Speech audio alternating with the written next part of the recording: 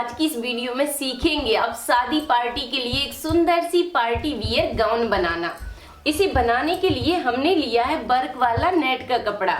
ये कपड़ा है 4 मीटर और इसके लिए अस्तर लिया है 3 मीटर और ये है कैन कैन की पट्टी जो घेरा में लगाई जाएगी, जिससे इसका लुक बहुत ही सुंदर लगेगा। चलिए तो कटिंग करेंगे हम पहले अस्तर के कपड़े पर, जिससे आपको क्लियर दिखेगा। कटिंग करने से पहले मैं आपको नाप लेने का आइडिया बता देती हूँ, जिससे आपकी गाउन बिल्कुल परफेक्ट बनेगी। तो ये ले लिए हमने पुरानी गाउन। आपको अपनी कोई भी कुर्ती लेना है या आप गाउन भी ले सकते हैं, आप अपने हिसाब से ले लीजिए, ठीक है। और सबसे पहले यहाँ पर चेक करना है कि लंबाई आपको गाउन की चोली की कितनी रखना है। जो भी आती है उसको लिख कर रखिए। यहाँ से आपको चेस्ट साइज का पता चल जाएगा और इधर से आपको शोल्डर का पता चल जाएगा। जो भी शोल्डर की साइज है उसको आपको लिख कर रखना है। और इधर से आप गले की साइज को देख सकते हैं और गले की चौड़ाई रहेगी, ठीक है। और यहाँ पर आपको अपनी आस्तीन की लंबाई देखना है कि आपको आस्तीन कितनी पसंद है।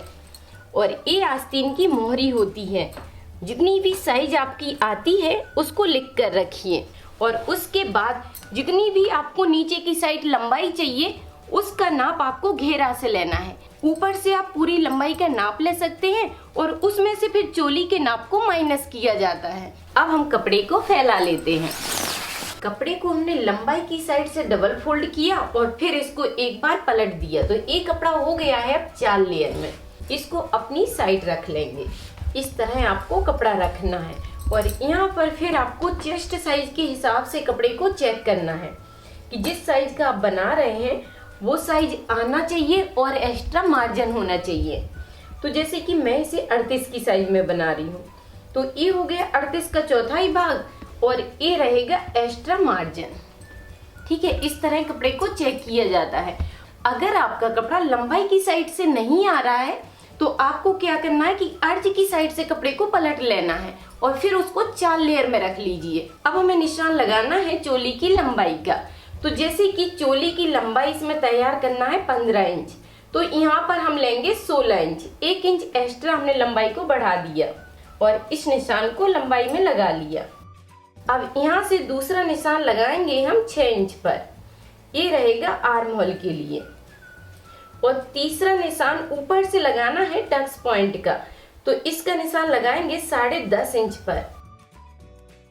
तो इस तरह आपको लंबाई में पहले निशान ले लेना है और इन निशानों को मिला लेना है, सीधा कर लीजिए।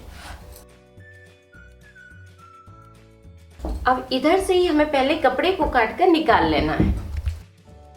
अब एक साइड से कपड़े को खोलते हुए हमें पीछे के पार्ट को अलग करना है। तो इसका जॉइंट खोल लेते हैं। अब इसमें से एक पार्ट हम अलग कर देंगे।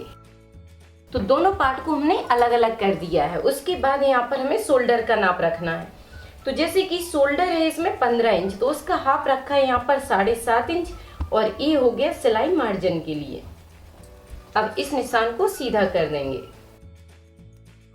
अब यहाँ पर चेस्ट का चौथाई भाग रखना है। ये हो गया चेस्ट का चौथाई भाग।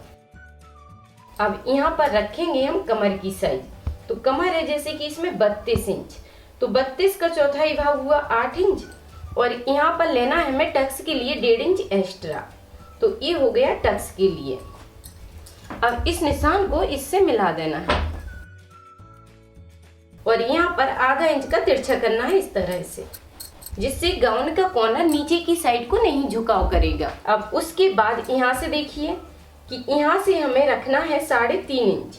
मीडियम साइज में आपको 3.5 और 3.25 इंच तक ही इस निशान को लगाना है और इस निशान को इस तरह मिला लीजिए।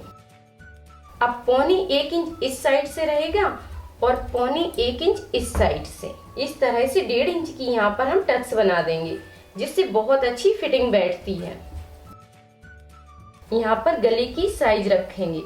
तो जैसे कि इसमें हम बोट नेक बना रहे हैं, तो बोट नेक में हम 4.25 इंच रखेंगे इसकी कटिंग का और 4 इंच में ये तैयार हो जाएगा। और आगे की लंबाई रहेगी इसमें 6 इंच, तो यहाँ पर निशान लगाएंगे हम 6.5 इंच पर। इसका पहले बॉक्स बना देंगे इस तरह से और यहाँ पर इस तरह से गले का शेप रखेंगे। गले की कटिंग करेंगे हम बकरम पर, जिससे बहुत अच्छी फिनिशिंग आती है। और यहाँ पर ध्यान दीजिए कि आपको शोल्डर आधा इंच का पीछे की साइड लेना है। जब बोट नेक बनाते हैं तो शोल्डर को आधा इंच पीछे लिया जाता है इस तरह से, और यहाँ पर आधा इंच का तिरछा झुकाव, और फ्रेंच कर्व से इसका इस तरह से गुलाई दे देंगे। अब बस हमें इसी निशान पर इसकी कटिंग करना है, और ये रहेगा मार्जिन का निशान।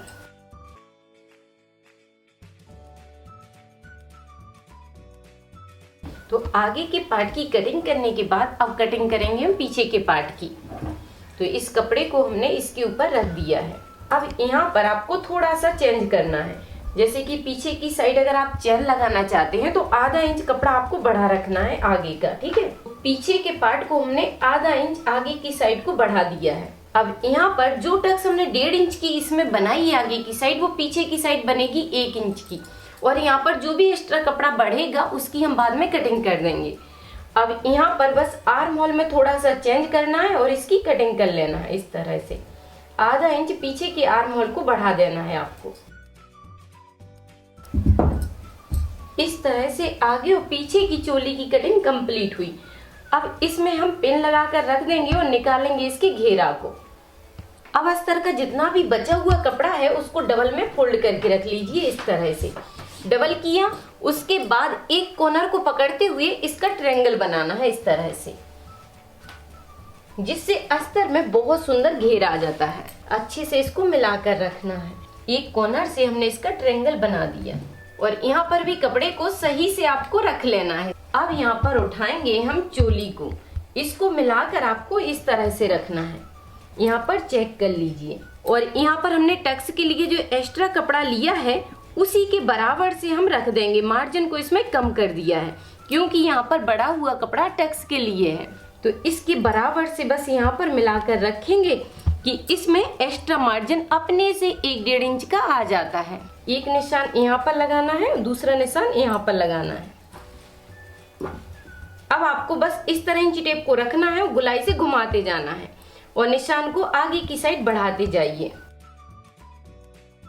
ये निशान गुलाई से इस तरह से आ जाएगा। अब यहाँ पर ऊपर की साइड आधा इंच का मार्जिन बढ़ा दिया इस तरह से। ये हो गया सिलाई मार्जिन। अब उसके बाद आपको लंबाई की साइज रखना है। जितनी साइज में आप तैयार कर रहे हैं उसका ध्यान रखिए। जैसे कि मुझे पूरी इसकी लंबाई रखना है 50 इंच, तो यहाँ पर 15 इंच की चोली ऊपर की साइड माइनस हो गई है, ठीक है। इस तरह भी आप देख सकते हैं कि ये इंची टेप निकाल दिया है हमने 15 इंच इस निशान से, ठीक है। उसके बाद देखते हैं कि 50 इंच कहाँ पर आता है। तो 50 इंच आ रहा है यहाँ पर।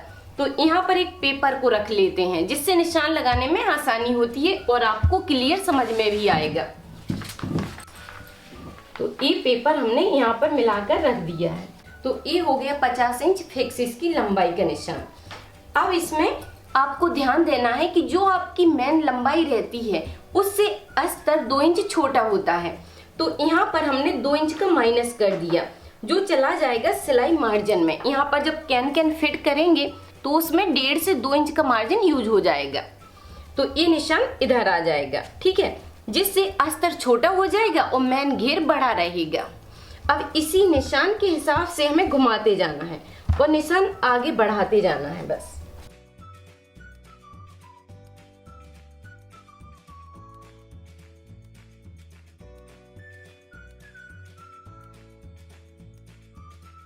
तो ऊपर से आपको किसी चीज से इसको दबाकर रखना है, जिससे आपको निशान लगाने में आसानी होगी। इस तरह निशान को मिला लीजिए। अब बस हमें इसी निशान पर इसकी कटिंग करना है।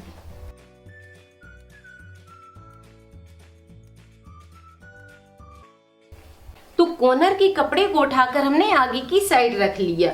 अब ये जो पेपर है उसको उठाएंगे और इस तरह बस रख देंगे। तो 4 पीस हमें यहाँ पर मिल जाते हैं। इसको थोड़ा सा बढ़ाते हुए आपको काट लेना है।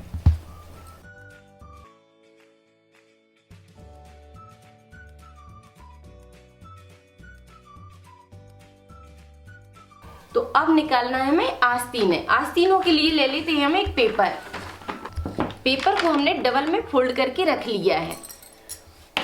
और यहाँ पर आपको नॉर्मली आस्तीन निकालना है, जैसे हम हर गाउन की या सूट की आस्तीन निकालते हैं, बिल्कुल सेम आपको वैसे ही निकालना है। ठीक है, तो यहाँ पर पहले आपको लंबाई रखना है आस्तीन की जितनी भी आपको पसंद है। जैसे मुझे इसे तैयार करना है 16 इंच का, तो 16 इंच में आधा इंच ऊपर की साइड लेंगे बस इसमें, क्योंकि ये है वर्क वाला कपड़ा, तो नीचे की साइड हमें मार्जिन नहीं चाहिए। ये इस तरह का कट वर्क आएगा नीचे में। ठीक है, आप इस तरह देख सकते हैं। और अगर आप नॉर्मली कपड़े में बना रहे हैं गाउन, तो आपको 1 इंच का मार्जिन नीचे की साइड लेना है। अब पहले हम इसको सीधा कर लेते हैं। अब यहाँ पर अपनी लंबाई का निशान रखा, ये होगा 16 इंच, आधा इंच इसमें मार्जिन हो गया ऊपर की साइड, और इस निशान को सीधा कर देंगे। अब दूसरा निशान लगाना है आपको 3 इंच पर। जैसे आप 38 या 40 के लिए बना रहे हैं तो ये निशान आपका 3 इंच पर आएगा, और इस निशान को भी सीधा कर देते हैं। और यहाँ पर मोहरी की साइज, जैसे कि मोहरी है इसमें 12 इंच, तो उसका हाफ रखा है यहाँ पर 6 इंच। अब यहाँ पर आपको आस्तीन की गुलाई का हाफ रखना है, तो आस्तीन की गुलाई है इसमें 16 इंच, तो यहाँ पर हमने निशान लगा दिया 8 इंच पर, और इस निशान को बस इस तरह मिला दिया। अब इस निशान को इस तरह मिला लीजिए, और यहाँ पर मार्जिन बढ़ा देंगे। अब हमें बस इसी निशान पर इसकी कटिंग करना है, और फिर वर्क वाले कपड़े पर इसी आस्तीन को रख कर हम निकाल लेंगे। तो इस तरह हमने आस्तीन की कटिंग कर ली है, और आस्तीन में जो एक साइड से गहराई दी जाती है वो करेंगे हम बाद में, जब आस्तीन को जॉइंट करेंगे। इससे आप बिल्कुल भी कंफ्यूज नहीं होंगे, और आसानी से आप वर्क वाली नेट में भी आस्तीनें निकाल सकते हैं। तो इन पार्टों को भी हम साइड से रख देंगे। तो मेन फैब्रिक को हमने फैला लिया है। अब इसके ऊपर आपको आस्तीन सेट करना है इस तरह से, इस किनार से इस किनार तक इसको मिलाकर रखेंगे, और जो भी इसका एक्स्ट्रा वर्क बढ़ा हुआ है उसको हम लंबाई में नहीं गिनते हैं। ठीक है, इस वर्क को छोड़ दिया और बस इधर से कपड़े को मैच कर लिया, और बराबर से निशान लगाते हुए हमें इसकी कटिंग कर लेना है।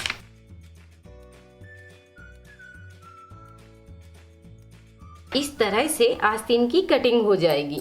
अब हमें इसे उठाना है और सेम कटिंग कर लेना है।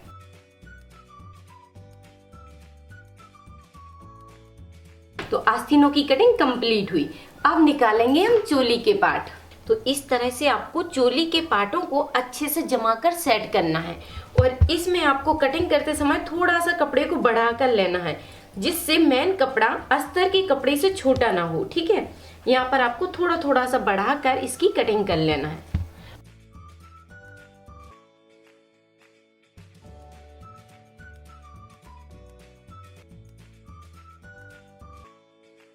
अब जो बचा हुआ कपड़ा था उसका हमने ट्रायंगल बनाया, और उसके ऊपर इस अस्तर की घेरा को रख दिया इस तरह से।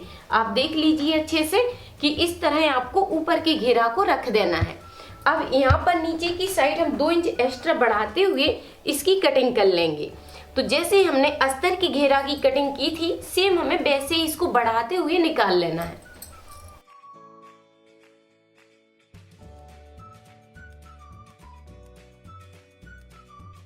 तो इस तरह आप बड़ी आसानी से पार्टी वियर गाउन की कटिंग कर सकते हैं। तो इस तरह पार्टी वियर गाउन की कटिंग कंप्लीट हुई, और नेक्स्ट वीडियो में सीखेंगे आप इसको फिटिंग और फिनिशिंग के साथ इसको बनाकर हम तैयार करेंगे। तो इसके लिए बस आपको अपनी बेल बटन को ऑन रखना है, जिससे जैसे ही न्यू वीडियो अपलोड होगी तुरंत ही आपके पास पहुंच जाएगी। और वीडियो पर लाइक कमेंट करके मुझे जरूर बताइए कि वीडियो आपको कैसी लगी। थैंक यू, धन्यवाद। सिलाई से जुड़ी कोई भी चीज सीखने के लिए आप YouTube पर सर्च करें राधिका ट्यूटोरियल्स, और फिर अपने टॉपिक का नाम लिखें।